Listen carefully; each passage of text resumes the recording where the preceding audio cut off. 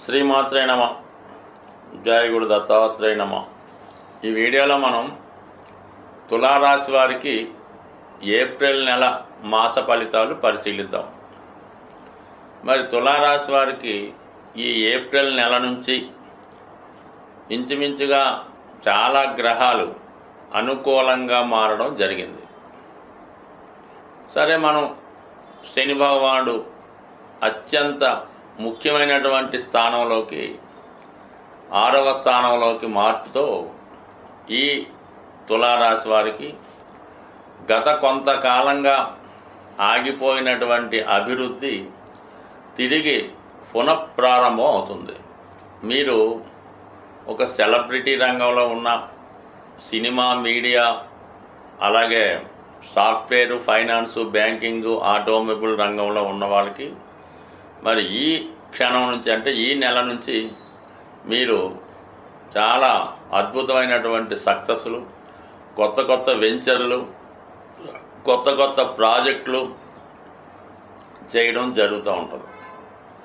ఇక కుజుడు యొక్క దశమ స్థాన స్థితి దిగ్బలుడై ఉండడం వల్ల అటు ప్రభుత్వ ఉద్యోగులు చాలా స్ట్రిక్ట్గా వ్యవహరిస్తారు.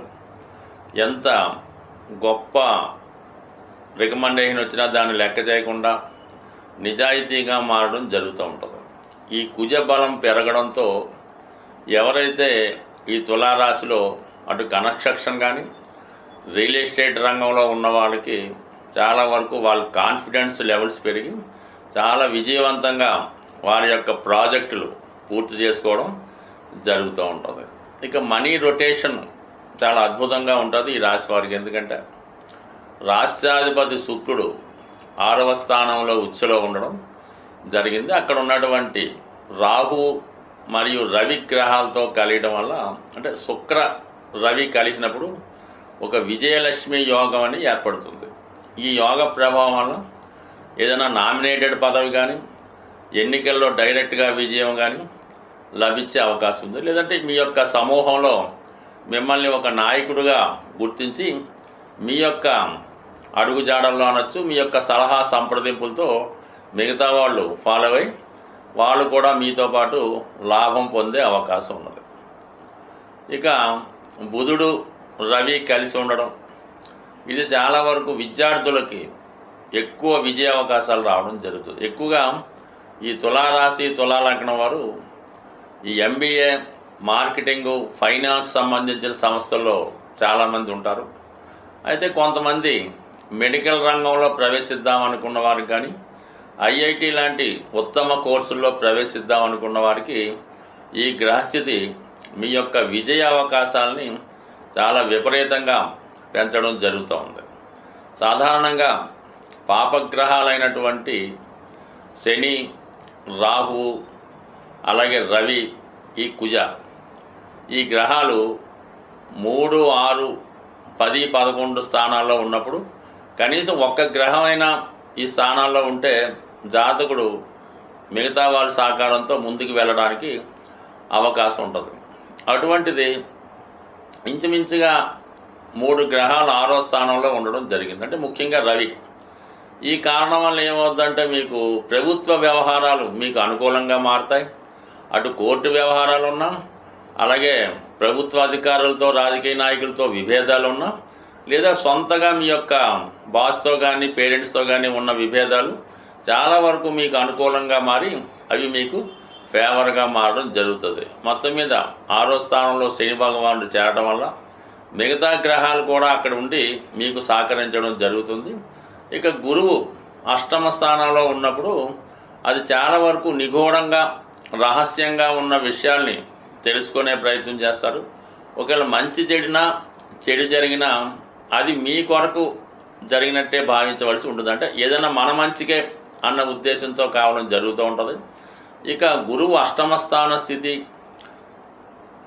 కేతువు యొక్క వ్యయస్థితి, ఇవన్నీ ఆధ్యాత్మిక రంగంలో కోరుకున్న వారికి, ఏదైనా ప్రశాంతమైన జీవితం, ఏదైనా ప్రశాంతమైనటువంటి చోటులో గడుపుదాం అనుకున్న వాళ్ళకి ఈ 2 గ్రహాలు సహకరిస్తున్నాయి. అటు వ్యాపార రంగంలో ఉన్న వాళ్ళకి, ఇటు ఆధ్యాత్మిక రంగంలో ఉన్న వాళ్ళకి ఇప్పుడు ఉన్నటువంటి గ్రహస్థితి చాలా వరకు అనుకూలంగా ఉన్నది. బట్ ఏదైనా తులారాశి వారి యొక్క డెవలప్మెంట్ అదృష్టం ఈ నెల నుంచి ప్రారంభమైంది.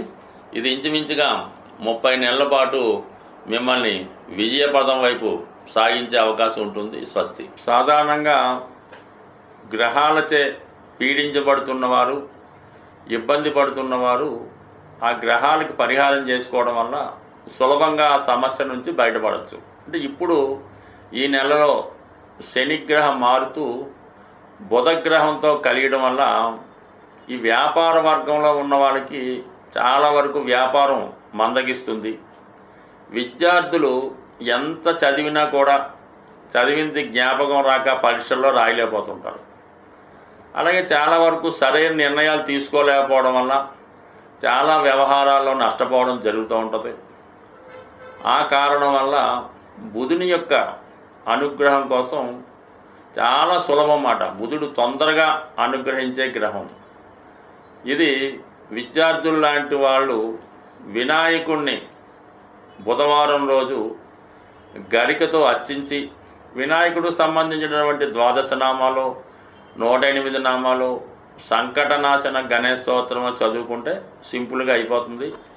మరి పరీక్షకాలు వెళ్ళేటప్పుడు అయితే ఏం చేస్తారంటే, మీరు వినాయకుడికి గరికతో పూజిస్తారు కదా, అది ఇంట్లో అయినా దేవాలయంలో అయినా ఆ గరికను కొద్దిగా మీ హాల్ టికెట్లోనో మీ పాకెట్లోనో పెట్టుకుంటే చాలా వరకు విజయం లభిస్తుంది.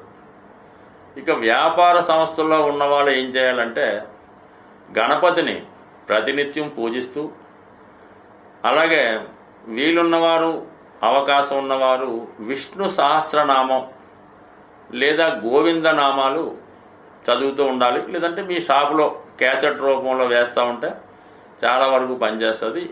మీరు అటు వ్యాపారస్తులు, ఆర్థిక సమస్యలతో ఉన్నవాళ్ళు బుధవారం రోజు విఘ్నేశ్వరుడి ఆలయంలో అటుకులు ఉంటాయి కదా, కొద్ది గట్టి అటుకులు లాంటివి 1 కిలో తీసుకోవడం, బెల్లం గుండగా చేసి 1 కిలో అందులో కలిపి మరి పిల్లలు పంచిపెట్టే ప్రసాదంలాగా వినాయకుడికి నైవేద్యంగా పెట్టి వచ్చిన భక్తులకి పంచిపెట్టడం వల్ల కేవలం మీరు ఒక 3 వారాలు చేసి చూడండి, అద్భుతంగా మీకు ఉన్నటువంటి మొత్తం సమస్యలు ఆర్థిక పరమైనవి పరిష్కారం అవ్వడం జరుగుతూ ఉంటుంది.